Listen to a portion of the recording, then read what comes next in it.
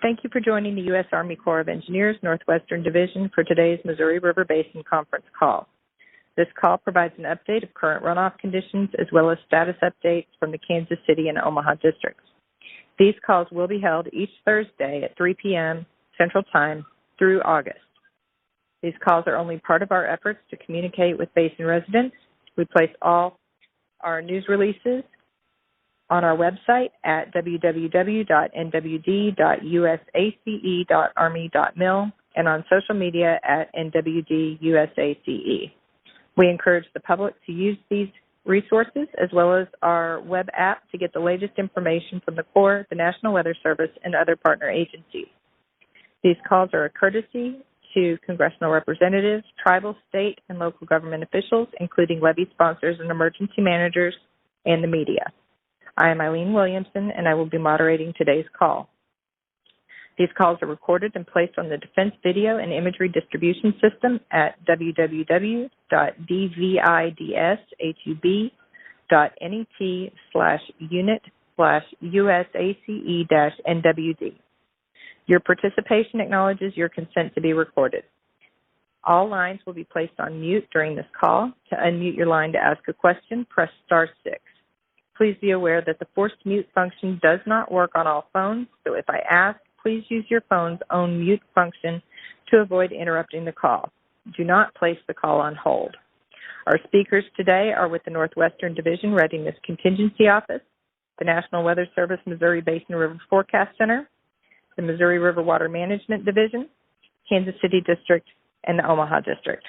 These updates will be followed by a question and answer session. Calls for questions will not be part of the recording if none are asked.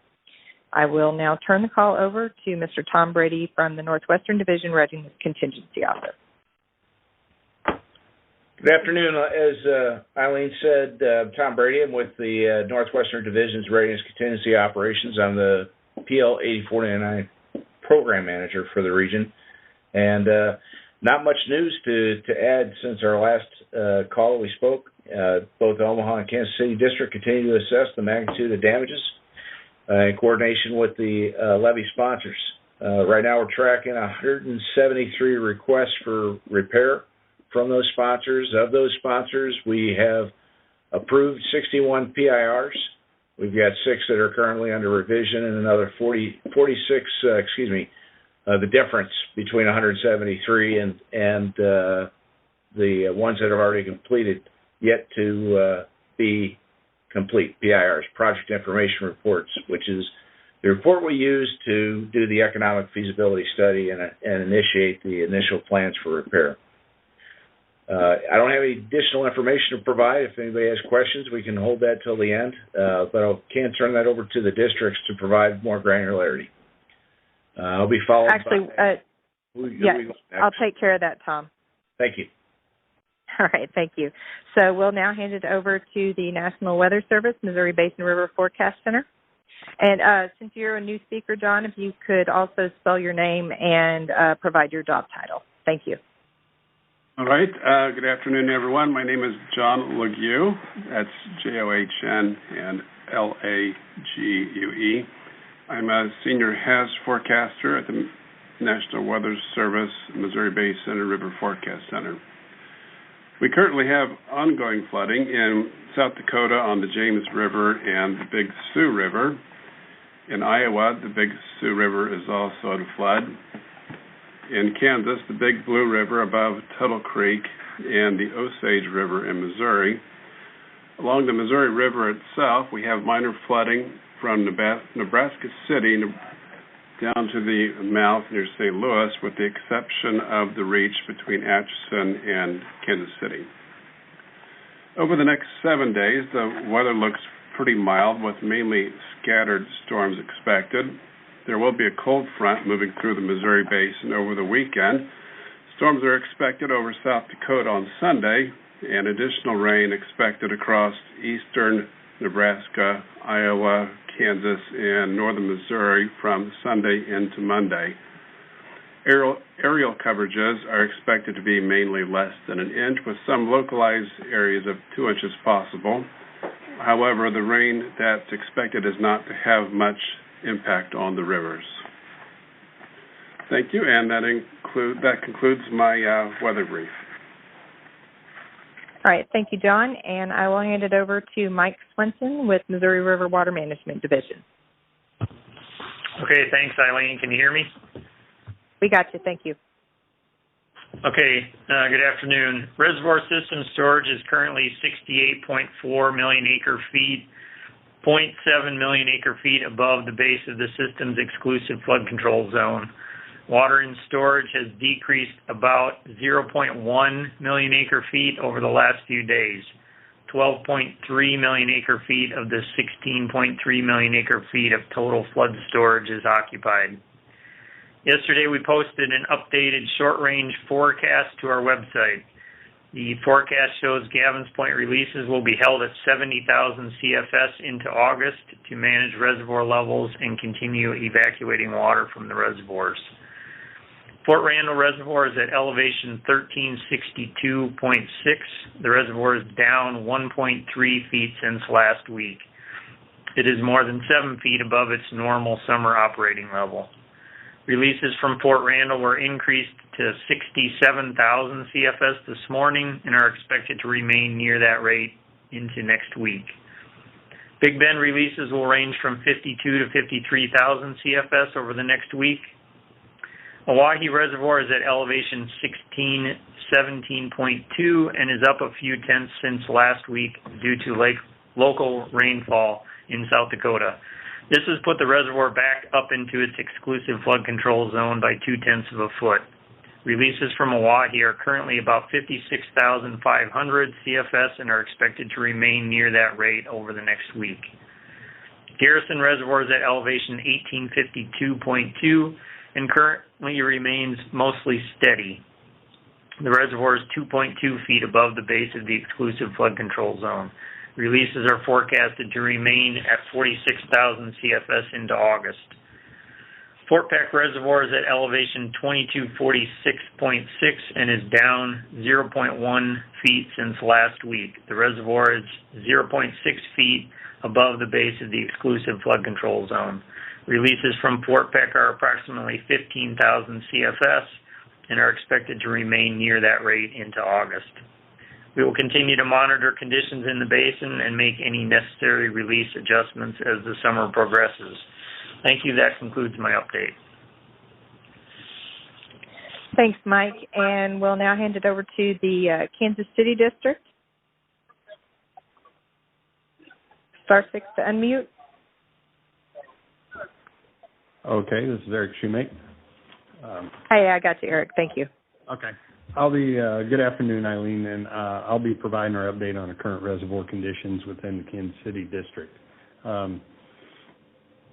As we continue to have some relatively dry weather here locally in the Kansas City District, we've, over the course of the past week, have seen a considerable improvement in reservoir levels across the district.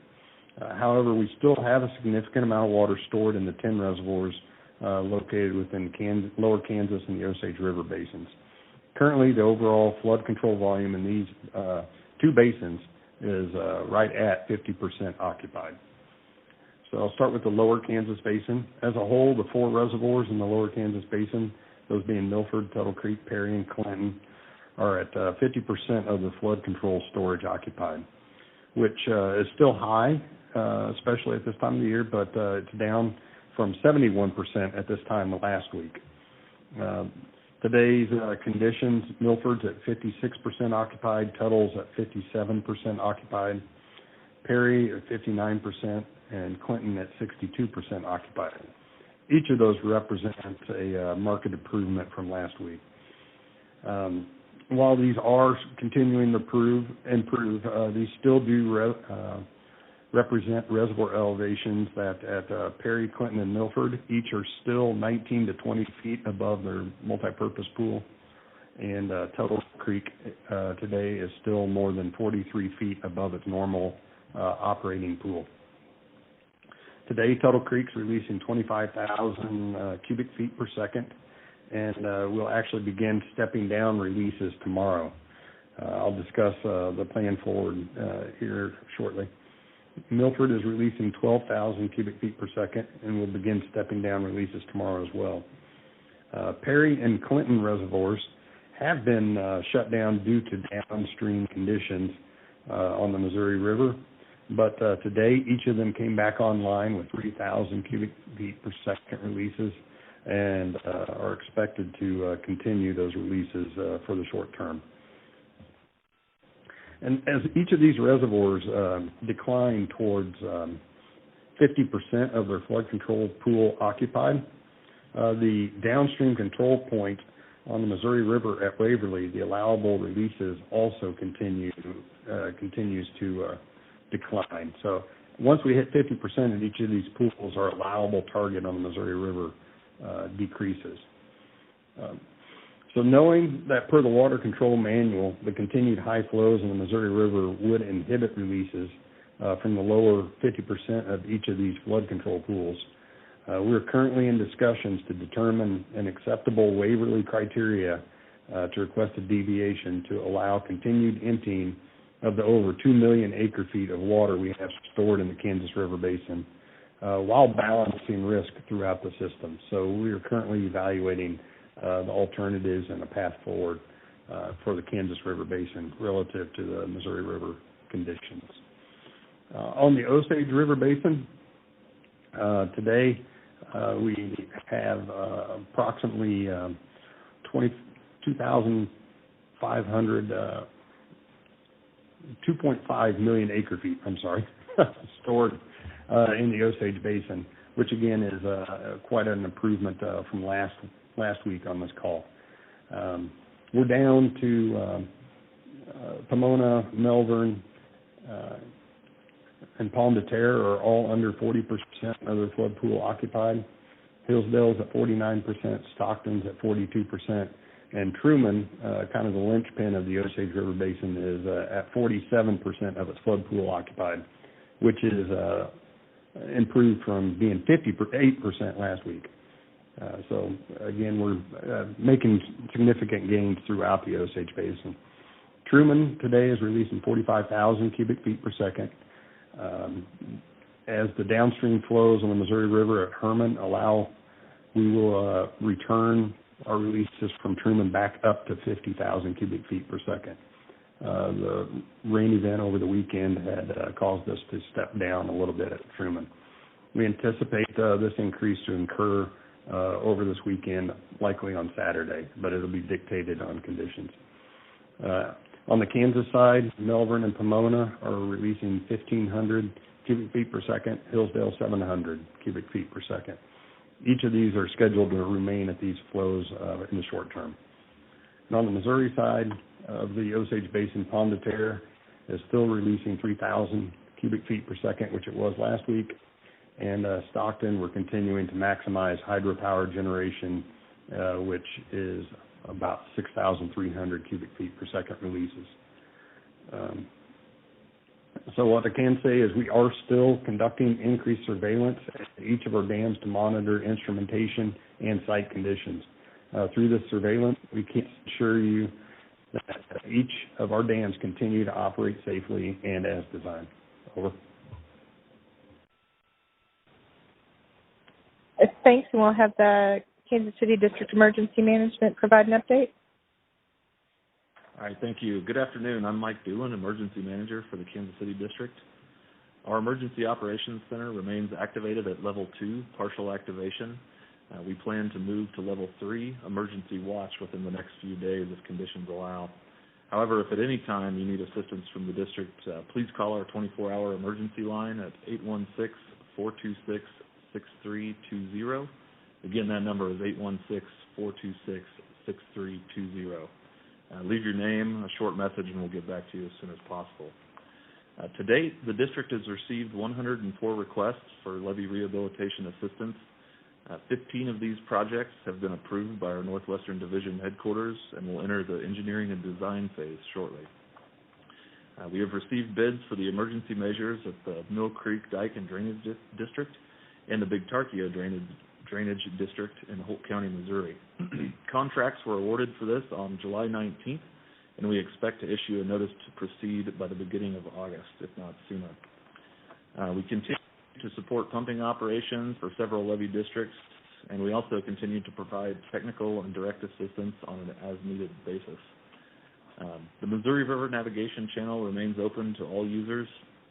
Please use caution while on the river, as high water can cause unexpected channel conditions. High water is going to be with us for an extended period of time and throughout the summer. Please pay attention to watches and warnings issued by the National Weather Service, as conditions on the river could change quickly should heavy rainfall return to our region. Thank you. This concludes the district's remarks. Okay, and if we could have someone from the Omaha District. Yeah, good afternoon, Eileen. This is Matt Kraske, Readiness Branch Chief in the Omaha District. Can you hear me? We got you. Great, thank you.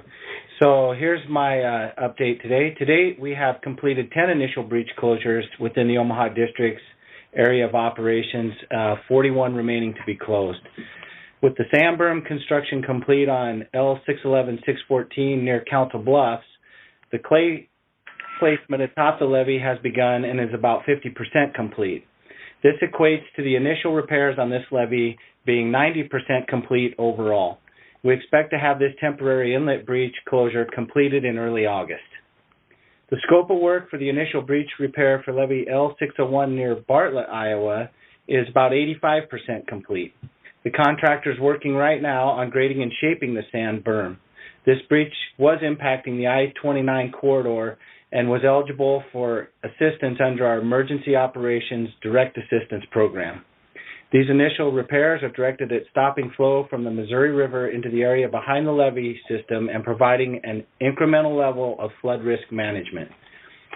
The scope of work on the levee 575B breach near Hamburg, Iowa has just been closed. The next step for the 575 levee system will be to build up the elevation on both the 575A and B breaches. As mentioned in the past, the objective of the repair work is to increase the level of flood risk management to approximately the 25-year level of protection for this section of the levee system until the system can be fully rehabilitated. Significant progress is being made towards the closure of the northern breach of levee L550 between Watson and Rockport, Missouri. The contractor has been averaging placement of approximately 15,000 cubic yards per day in the north breach. To date, approximately 80,000 yards of the 120,000 yards needed is in place for the north breach closure. This closure is expected to be closed by the end of this week. The award of the contract for repairs to levee R616-613, located near Offutt Air Force Base, and levee R613, south of Omaha, remains on schedule for late July. For regular updates on the repair efforts to flood control structures in the Missouri River Basin, visit the Omaha District System Restoration webpage at https://www.nwo.usace.army.mil and click on the red Levee Status Updates icon on the left side of the page. There you can track status updates, view photos and videos, and also see which levees are not active in the PL 8499 program. Please continue to assist us in communicating that life safety is our primary focus in our efforts to repair the levee systems, and we continue to work with federal, state, and local emergency management agencies to ensure the public is aware of the continued safety risks associated with the damaged levees. We appreciate your assistance in spreading this message and sharing in our responsibility to keeping the public informed about the risks associated with the levees. Thank you, and this concludes my comments. All right, thank you, Matt. And we will move to the questions from Congressional delegation members, tribes, state officials, and local government. After them, we will move to the media. I will field questions in alphabetical order by state. Please be sure to state your name and the organization you represent before asking your question. Again, you'll need to press *6 to come off mute, and we'll start with the state of Iowa. Okay, no questions heard. We'll move to the state of Kansas. Missouri. Hi, this is Iowa. Sorry, I didn't get unmuted in time. That's okay. Go ahead. I just wanted to say thanks for the information. I appreciate it, and we'll be in touch if we have any questions. Thanks so much. All right, and thank you. Where were you from? You said Iowa. I'm Iowa. This is Joyce Flynn. I'm the director. All right, thank you. All right, state of Montana? Nebraska? Again, star 6 to unmute your phone. North Dakota? South Dakota? Wyoming? Hey, Eileen, this is Jerry Oster, WNAX, sorry. Hey, Jerry. So, go ahead. Yeah, on reservoir control, as the levels are ramped down, how long, any guesses on how long it'll take to get to the winter level at this point? I'll let either John Remus or Mike Swenson answer that question. This is John Remus, Chief of the Missouri Basin Water Management Division. Right now, as Mike said, we're going to show holding 70,000 cubic feet per second out of Gavin's Point, and for the foreseeable future, our runoff forecast presently is 52.4 million acre feet, and the reservoirs we really haven't seen a peak yet in the storage, so we don't really know what the ramp down schedule or the evacuation schedule will be. But I think it's fair to say that we're going to see very high flows through the end of November. Yeah, wouldn't the target to get to your winter level about end of November, December in there? Isn't that what you try to aim for? Yes, we try to have most of the storage evacuated by the first part of December. So any consideration to a lower level going to, when you get there this winter, considering what's happened? We've heard some of that conversation, further up the basin here. Any consideration of a lower level going into next winter? Are you talking about evacuating extra storage? Yes. We are considering that, but considering the amount of water we have in storage right now and the discharges that it would take just to evacuate the flood pool, I don't think that that's probably a real possibility. Yeah. But again, until we see the system peak, we really can't say one way or the other. Okay, yeah, understandable. How much more flow would that take to get to a lower level? Again, until we really see a peak in the storage, I really couldn't give you a number. Okay, and best guess on a peak right now, what do you think? A peak what? Peak storage. Right now, we're kind of just hovering at around 68.4, 68.5 million acre feet. Okay, thanks. Okay, we'll move to state of Iowa. For media, star 6 to unmute your phone. State of Iowa. Okay, Kansas.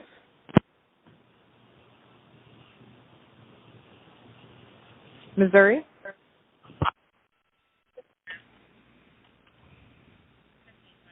Montana. Hey, this is Again, Dennis Sharkey from the Mound City News in Missouri. Sorry. Yeah. No, that's fine. Go ahead. Yeah, I have a question for the Kansas City Emergency Response Team. I was wondering if you guys had any numbers on those bids that you let for the Mill Creek and the Big Tarkio. What were the numbers you were looking for? Just what the contract numbers were. The quantity of stone or the dollar figure? Dollar figures, yeah. It's going to be in the several $1 million range. Tens of millions. You don't have anything more narrow down than that? We're probably looking, it's going to depend on how quickly we fill up those scour holes, but the high end of that's probably, possibility of $29 million. Okay. Are you guys going to be able to do the other hole on Mill Creek, or have you talked to Omaha about that yet? Or? Yeah, so we've talked to Omaha about that, and we're going to see how the contract goes with the quantity of stone that we've ordered and the amount that we're prepared to pay the contractor who's placing it. If things shape up to look like there's going to be left over, then yeah, we'll try to move forward with the right descending bank at Mill Creek. Okay, so the exact amount of stone is kind of still up in the air. You guys it's kind of... Yeah, so we estimated a little over 600,000 tons, but depending on how much sediment's filled into those scour holes, that could dictate, our numbers could adjust from there. So we've done hydro surveys on both those scour holes 2 times. We didn't see much of a change. But as we begin placing the stone, I mean, there could have been more sediment that's fallen in there, so we'll see. Okay, thank you. Appreciate it. Yeah, no problem. Okay, any other questions from the state of Missouri media? *6 to unmute your phone. Okay, we'll move to Montana. State of Nebraska media, *6 to unmute your phone. This is Nancy. Can you hear me? We got you, Nancy. Go ahead. Okay. Hey, I got questions from Matt and then John, if that's okay. Go ahead. On Matt, on 616, 613, when you say, is that the Offutt levee, so to speak, the one that protects Offutt, and then is the other one the one that protects the South Omaha sewage treatment plant? So 616, this is Matt Kraske, Readiness Branch Chief, Omaha District. So 616, 613 protects both Offutt Air Force Base and the water treatment plant, Nancy. Okay. And then the contract that would be going out at the end of the month, was that just for repairs, or is that to elevate it to that new level that we want to get to? So those are for the repairs to return it to its authorized level. The raise that the NRD has led a contract for will follow immediately behind us. We've been coordinating with the NRD on that. Okay. And then do you have any estimate that you can release for the costs that you'll be letting hit through at the end of the month? I don't have those right now, Nancy. Okay. And then any sense of when the work that your portion of the work, do you have a target completion date? I have not seen the plans and specs recently, Nancy. I expect we'll let it at the end of the month. There'll be about 10 days for the contractor to get everything in order and get mobilized, and then construction will start shortly thereafter. Okay. But all right. I haven't seen a duration. Yeah, sure. Okay. Thank you. That's very helpful. Appreciate it. You bet. Hey, John, I wanted to follow up on the question posed earlier about the high releases and then trying to lower the pool. Okay. So what I hear you saying is that you'd like to lower the pool, but it's just probably not feasible given how much water's in the system? I didn't mean to imply that I would like to do it. We are going to evaluate that. I just think that the likelihood of being able to evacuate an extra amount of water is becoming less and less likely every day as the pools remain high. Okay. So evaluating it, is that a step farther than you've taken in the past? Are you moving closer toward? No, we've done that from a couple of times so far this summer, based on our runoff forecast and what we see coming in. The reason, or the things we have to consider are, the risk of running more water out this year, and what does it buy us next spring. It's kind of a risk transfer, so we have to kind of balance that or evaluate that, and we really can't do that until we really see the reservoir storage peak and start to drop off. What would be the risk transfer? What would be the danger of evacuating more water this year to next spring? We would have to release more water this fall, and if we have a wet fall like we did last year, we would just be putting more water on the flood than we would have normally. So we have to evaluate those. We have to evaluate whether or not this affects our ability to repair the levees, those types of things. Okay. And then you said, let me clarify my question. Would this be the first year that you've looked at maybe evacuating more water out of storage? I mean, is this kind of a change in thought process? No, we actually evacuated water in 2011 to make room in 2012. Okay. And then just a couple housekeeping questions here. 70,000, is that still double normal for this time of year? I was just trying to give our reader some sense of context. Yes. It's still approximately twice what we would normally be releasing. And then when you say very high going into fall, I'm not sure where, going into the end of November, very high, is that, can you give a rough quantification? Are we talking 70,000 is very high or 40, 50,000 is very high? Is that a fair question? I think the answer, we have not done our monthly studies, but it would be more than 55,000 cubic feet per second through the fall. Okay. And then what's possibly quite a bit more. And possibly quite a bit more, okay. And then what's normal for winter? Around 17,000. Okay. And hopefully you want to get to that target?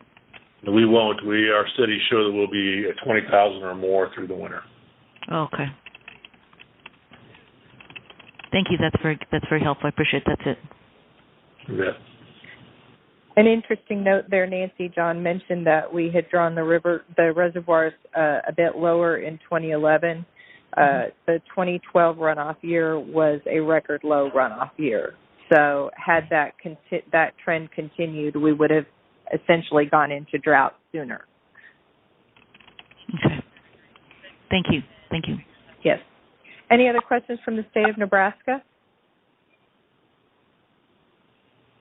Okay, North Dakota? South Dakota? Again, star 6 to unmute your phone. Wyoming?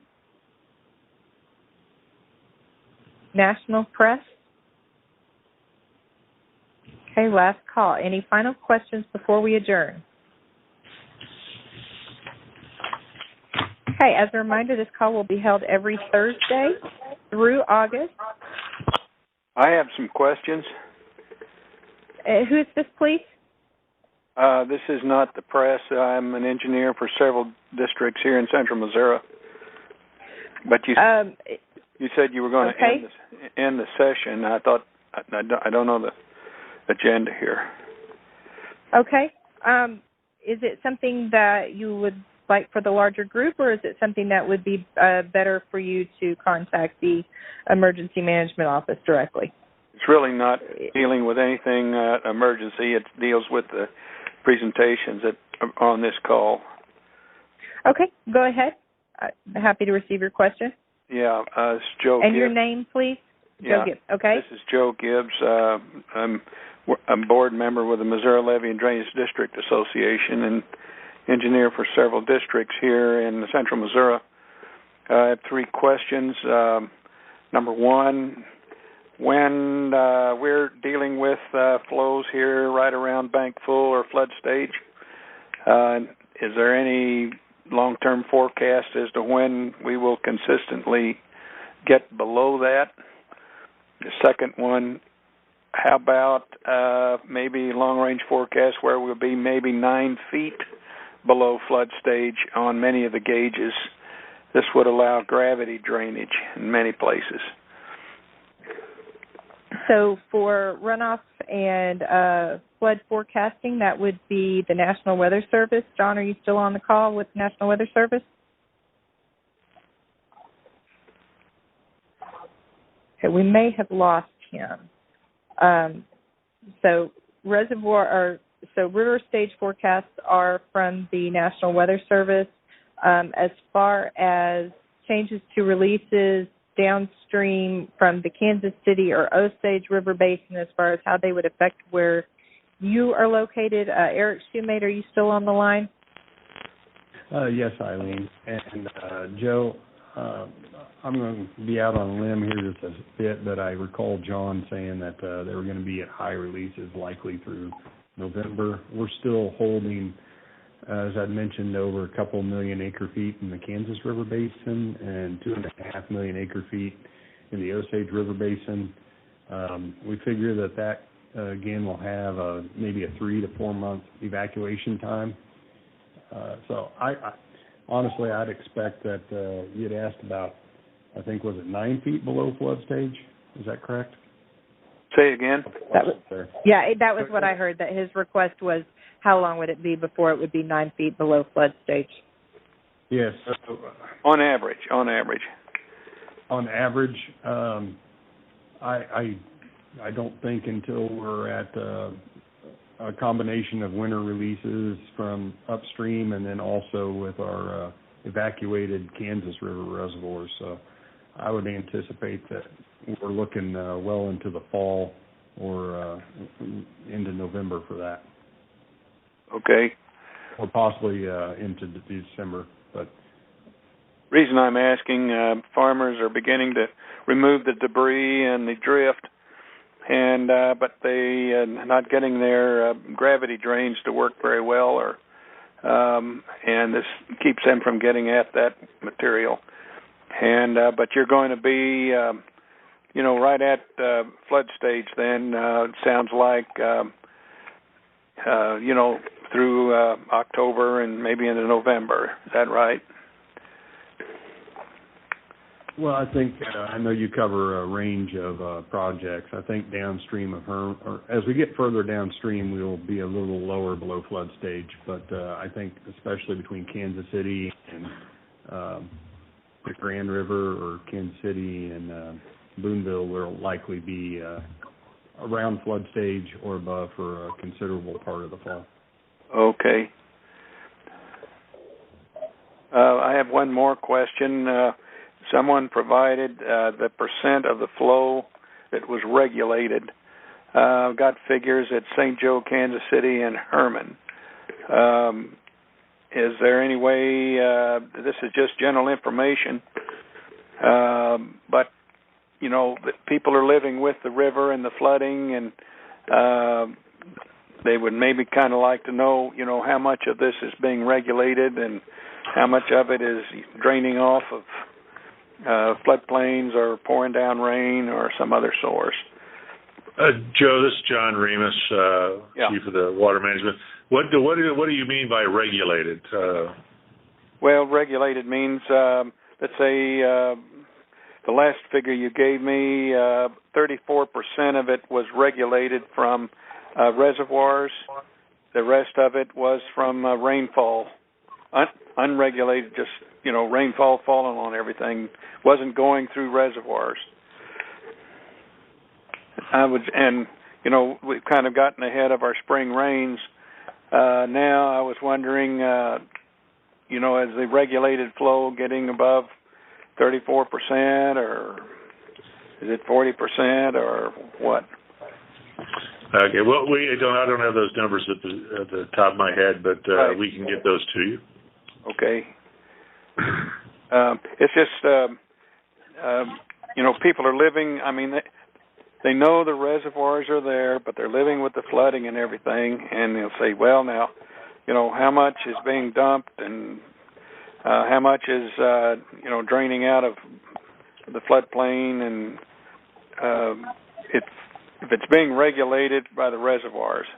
And I know it's a tough figure to get, but, if we had 3 locations, particularly Herman and Kansas City or St. Joe area, it'd really be nice to know.